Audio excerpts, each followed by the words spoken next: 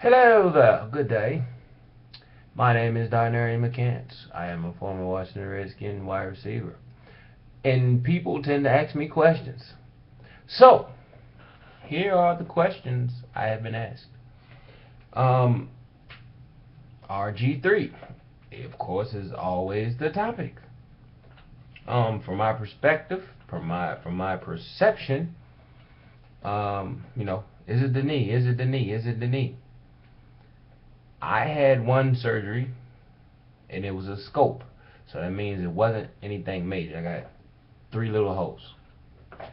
I was down for 6 months. At least that's what they told me. That I couldn't do anything for 6 months. And then now I still have to rehab my shoulder. I have to keep that going for the rest of my life, basically. So now you go to RG3. You're still a young man, full of vigor, and he wants to play football at a high level, and I can feel it and I can hear it. So he did what he did, and how he went about it, everybody has an opinion. Regardless of that, it comes down to performance. The bottom line is performance. It's a sophomore year, and what you have to understand about the NFL is they have scouts. So no matter what kind of person you are, especially if you're top A-list athlete, oh, they're going to scout you all day, brother. They got about 23 people looking at just you. Okay, for those who don't understand the business of the NFL. So they have to find a way to shut you down. So is the knee the issue? Maybe, possibly. I know for a fact that, like I said, you talking about a major knee surgery.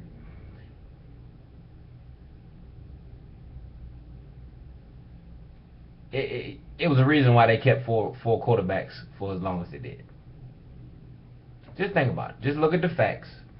And then, the next question, I don't know if I really answered it, but, is that knee a factor? I would say yes. Because, you're talking about the end of the season, and now he's starting to look like RG3, whatever that means. He still has a new knee. Which, in my opinion, if you look at any quarterback from Breeze to Young to Brunell, Cunningham, any quarterback that had Manning and what's the other boy up in New England, you know what I'm talking about, Brady. Every last one of them who had a knee injury or had that brace on their knee, the year after didn't do too well. If you look at the stats, they didn't do as well as they did when they were healthy, of course.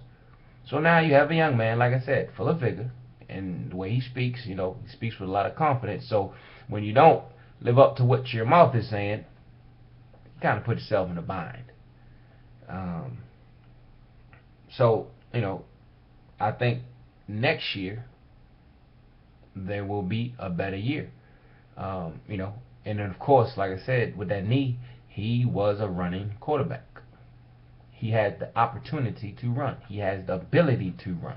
And he runs fast. So now you take away one of his go-to attributes. Yeah, you got to learn. You got to learn and do something different. Do something new. And of course, it's a team. So, from my perspective, like I said, he's being ragdolled. Like, he's not that big. He's not that big of a dude. He's about my size. And to get hit by 300-pound men, I'm just letting you know, personally, it don't feel too well. It don't feel too good. No. And you talking about constant. I know one time I counted, he ended up on the ground 15 times. And I was like, this dude must eat ice in the ice bath. He has to be sore. Because that's how many times he hit the ground. Because it ain't really the hits. It's that ground that doesn't move. That ground does not move at all. And it don't say ouch either. So, alright. That's my perspective of the RG3, RG knee situation.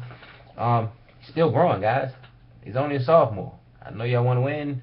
Great. But it's still some things that need to be retooled.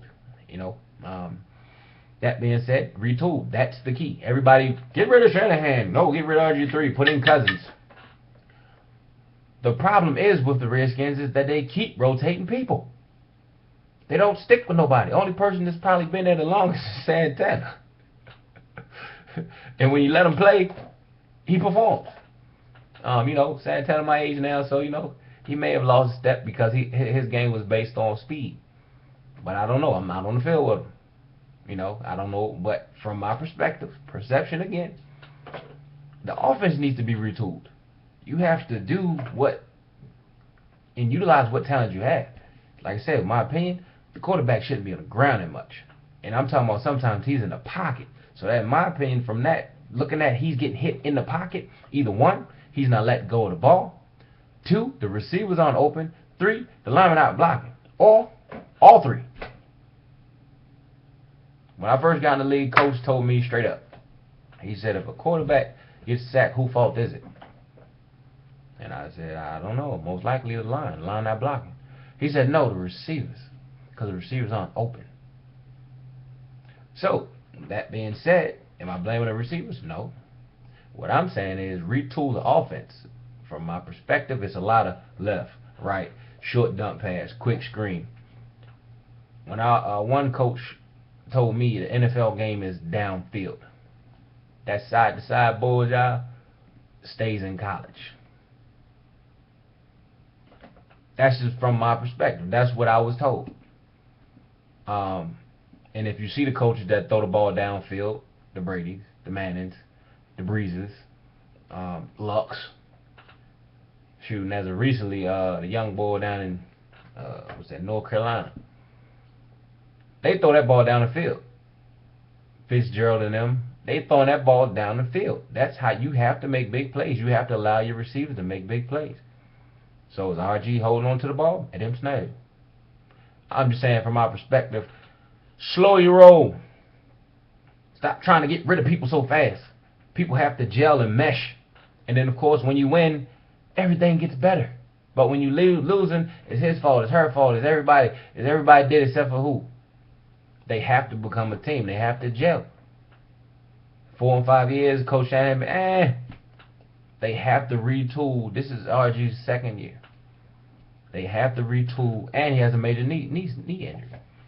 Have to retool that offense to get people downfield. Now, do they have the talent? Adam Snyder. That is not my call to make. You can say so and so is a bum, and then when he goes to another team, he's the greatest player. So which one is it? I've seen it time and time again. Said that about my man James Thrash. Oh, he's a bum. Goes to another team, blows up. Comes back, blow. It's like, okay, which one is it? You have to understand about the NFL, it's a system. And it's a chess game. Whichever coach is the best chess player generally wins. Because he knows how to place his players and how to put them in the right position to win with their talent to be successful. And then, of course, you got to keep your nucleus. The teams that have been winning for the last decade or so, the Green Bays, the Steelers, New England, and there's one more, I'm missing one. But it's been like 4 teams that's been in the playoffs and gone to the championship over and over and over. Why? Because they've kept the same nucleus. They haven't exchanged and traded and did this and, oh, we got them and got this and got that. You got to understand, it's a business, people. It's a business. And the owner is a marketing guru. He knows how to get people in those seats. Now, what's going on with management? I don't know. I don't know. All speculation. But the way it's looking, not looking good, buddy. So, with any business, your employees are affected by those above. Where they say, everything goes downhill.